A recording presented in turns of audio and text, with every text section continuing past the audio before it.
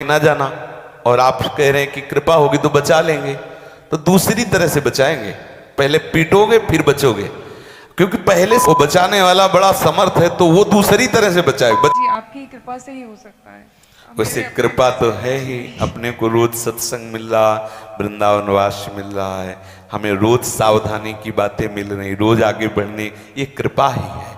और कृपा है तभी बातें समझ में आ रही। अब देखो, एक बात यहाँ समझनी है कि जैसे हमें कोई कह रहा है कि इस मार्ग पे ना जाना, और आप कह रहे हैं कि कृपा ना जाना, और आप कह रहे हैं कि कृपा होगी तो बचा लेंगे, तो दूसरी तरह से बचाएंगे। पहले पीटोगे फिर बचोगे, क्योंकि पहले मना करने की इधर मत जाना खतरा है। अब आप कहोगे कि अरे वो बचाने वाला बड़ा समर्थ है, तो वो दूसरी तरह से बचाएगा तो आपको, लेकिन पीट के बचाएगा। अगर पीट के बचना चाहते हो, क्यों? क्योंकि आपने आज्ञा उल्लंघन की। वही तो बोल रहा है। एक गुरुदेव ने कहा शिष्य से कि बेटा सब में भगवान है। बात मान गए। जा रहे थे रास्ते में, बड़े मत वाले यही बात विचार करते, गुरुदेव ने कहा सब में भगवान है, तो एक पागल हाथी महावत के अंकुश में नहीं आ रहा था। महावत जोर से चिल्ला, बाबा जी हटना, हाथी पागल हो गया है, हटना। बोले भगवान सब में, वो सब बचाएगा। हाथी नजदीक आया, सूंड में फंसा, पटक दिया। महावत ने किसी तरह अंकुश करके निकाला, और वो लद के गुरुजी के पास गए। बोले बेटा ये कैसे हो गया? तो बोले गुरुजी आपके वचन से दुर्गति हो गई। बोले मेरे वचन से तो मुक्ति होती है, दुर्गति कैसे हो गई? बोले गुरुजी आपने कहा था सब में भगवान है, तो हमने हाथी में भगवान की भावना, हाथी ने तो हमें देखो मार दिया, हाथी नहीं तुम्हारा। बोले किसी ने रोका नहीं? बोले नहीं, महावत तो पहले से ही चिल्ला रहा था। तो बोले हाथी में भगवान देखा, महावत में नहीं देखा। पहले भगवान मना तो कर रहे कि उधर मत जाना, उधर मत जाओ, जाओ तो भोगो फिर। तो ऐसे ही शास्त्र सदगुरुदेव कृपा करके बता रहे हैं कि ऐसा ना करो। जो कह रहे हैं ना करो, उसे नहीं करना। उसमें यह विचार नहीं करना कि अब हम तो जा रहे, सामर्थ्य हो तो बचा लें, तो बचा तो लेंगे, लेकिन उनके बचाने की पद्धति फिर दूसरी होगी। वो हो सकता है कि हम तुम ना हजम कर पावे। इसलिए बहुत सावधानी पूर्वक चलें। कृपा है जो शास्त्र कहता है, जो वाणी कहती है, जो संत कहते हैं, जो सदगुरुदेव करते, बिना ही विचार ही करी शुभ जानी। विचार किए बिना हम उस बात को मान लें और वैसे ही चले, तो भगवत रस हमारे हृदय में आप्लावित हो जाएगा, प्रकाशित हो जाएगा।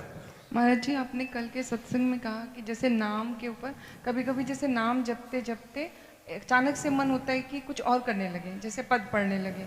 तो जैसे एक जगह ऐसे सुनने में आते जैसे नाम वाणी जहाँ इसमें इसीलिए इसको मारने के लिए एक नियम पद्धति बनाई जाती है। गुरु कृपा से एक नियम पद्धति के द्वारा हम मन को बांधते हैं। जैसे गुरुदेव ने कहा कि आपको 16 माला जपना, 64 माला जपना, 33 माला जपना। अपने गुरु से इस बात में दस्तखत करवा ले कि हमें मान लो 50 माला जपना है। अब मन कहे पद पढ़ो, तो नहीं पढ़ना है, उन्हीं प्रिया प्रीतम का, लेकिन नहीं पढ़ना। जब तक 50 माला नहीं हो जाएगी तब तक तेरी कोई चाल नहीं चलेगी। वो अभी कह रहा पद पढ़ो, फिर कहेगा पेपर पढ़ो, बहुत विचित्र है। अभी कहेगा ये, फिर कहेगा वो, इसकी चाल नहीं। आज्ञा में इसको बांध दो। अगर हमारा पाठ का समय चल रहा, फिर बोला जप करो, तो नहीं करना, पाठ करना, इस समय पाठ करना है।